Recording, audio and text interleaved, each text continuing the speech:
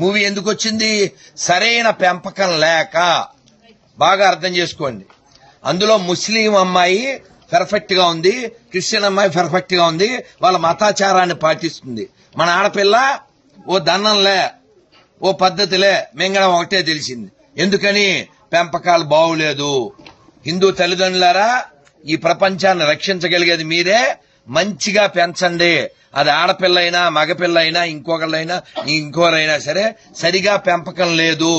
ప్రతి ముస్లిము వాళ్ళ పిల్లలకి చిన్నప్పటి నుంచి వాళ్ళ మతం ఏమిటో చెబుతాడు, ప్రతి క్రిస్టియను చెబుతాడు. కాల్తే చెక్ చేసుకోండి. ఏ ముస్లిము చెప్పడో అన్ని మతాలు ఒకటే అని, ఏ క్రిస్టియను చెప్పడో. దరిద్రులు ఒక్కలే చెప్తారు, ఆ దరిద్రులు మనలోనే ఉంటారు. మీరు ఆ దరిద్రుల్లో లేరని నేను భావిస్తున్నాను. మళ్ళీ మళ్ళీ అడుగుతున్నా, 5,000 సమానమా? కాదు. చెప్పరా పవనం, 5,000 సమానమా? కాదు. గుళ్ళో నంది ఊళ్ళో పంది సమానమా? కాదు. మన అమ్మ షాపులో బొమ్మ సమానమా? కాదు. అన్ని మతాల సమానమా? కాదు. ఇంకా ఆపండ్రా. అబద్ధాలు చెప్పి చెప్పి 70 ఏళ్లు సంకనాగిపోయింది దేశం, ధర్మం. ఇంకా చాలు. అందుకని పిల్లలకి చెప్పండి, ఇదిగో దీన్ని గుడి అంటారు, ఇక్కడ అన్నదానం జరుగుతుంది, గోసేవ జరుగుతుంది, ప్రశాంతత దొరుకుతుంది. ఏ దేశం మీద దాడి చేయమని ఏ గుళ్ళోనూ చెప్పరో, అందుకే దీన్ని దేవాలయం అంటారు అని చెప్పండి. ఇదిగో ఇది మసీదు, మన దేశానికి సంబంధం లేదు కానీ ఇక్కడికి వచ్చింది. ఇదిగో చర్చి, మన దేశానికి సంబంధం లేదు ఇక్కడికి వచ్చింది. కానీ ఈ మసీదుకి వెళ్లేవాళ్ళు, చర్చికి వెళ్లేవాళ్ళు వాళ్ళ పూర్వీకులంతా ఇక్కడ వాళ్లే, బయట వాళ్ళు ఎవరో వచ్చి వాళ్ళని పుట్టించలేదు. కాబట్టి మీరు రంజాన్ వచ్చినప్పుడు, బక్రీద్ వచ్చినప్పుడు ఈద్ ముబారక్ అని ఈదీకి వెళ్ళి చెప్పక్కర్లేదు. అర్థమవుతుందా? మీకెవడైనా ఒక ముస్లిం ఎవరైనా వచ్చి హ్యాపీ సంక్రాంతి చెప్పారా? హ్యాపీ ఉగాది చెప్పారా? మీరెందుకు సంకనాగుతారు? మీకెవరైనా క్రిస్టియన్ వచ్చి ఉగాది శుభాకాంక్షలు, సంక్రాంతి శుభాకాంక్షలు చెప్పారా? లేదు. మరి నువ్వెందుకురా కేకు కోసం బోకులా వెళ్ళిపోతావు మెర్రీ కిస్మిస్ అని? మారవలసింది వాళ్ళ మనమా? మనం. మాట్లాడాల్సింది మనమా కాదా? మనం. ఆలోచించాల్సింది మనమా కాదా?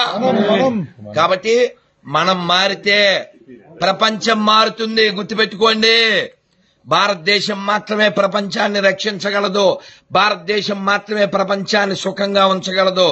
భారత్ బాగుండాలంటే హిందువులు బాగుండాలి. ఎందుకంటే మన ఒక్కలమే చెప్తాం, సర్వే జన సుఖనో భవంతు, సర్వే జన సుఖనో భవంతు, సర్వే జన సుఖనో భవంతు. This is only possible by Hindu thinking, Hindu philosophy, not possible by any desert religions.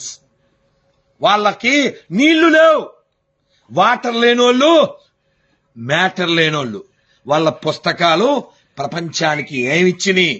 అశాంతినిచ్చిని, యుద్ధాన్నిచ్చిని, హింసనిచ్చిని.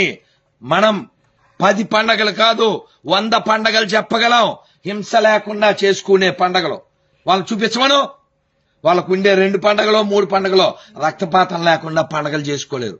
వాళ్ళు మనకు ఉపన్యాసాలు ఇచ్చేదా? నువ్వు సిగ్గు లేకుండా ఫ్లైంగ్ కిస్సులు ఇస్తావా? కాబట్టి హిందువులారా, మీ పిల్లల బంగారు కొండలో, మీ ఆడపిల్లల బంగారు తల్లులు ఎప్పుడు మీరు నేర్పిస్తే, మీరు వినిపిస్తే, మీరు కూర్చోబెడితే, చూపిస్తే. అరే, లక్ష్మణుడు సీతాదేవిని ఆభరణాలు గుర్తుపట్టమంటే, అన్నయ్య ఇవి నాకు తెలియదు, నాహం జానామి అన్నాడు. మరి పాదాలకు పెట్టుకునే పట్టీలు ఇవి తెలుసు అన్నాడు. అదేమిటి?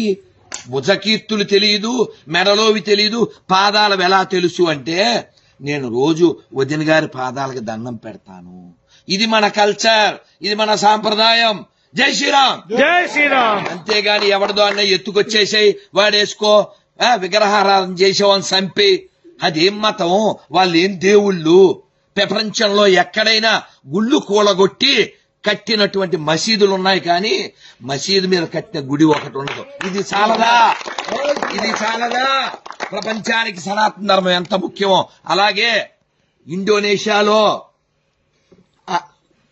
అమెరికాలో, జపాన్లో, సౌత్ ఆఫ్రికాలో, జర్మనీలో ఎక్కడెక్కడో మనకి సంబంధించిన ఆనవాళ్లు దొరుకుతాయి.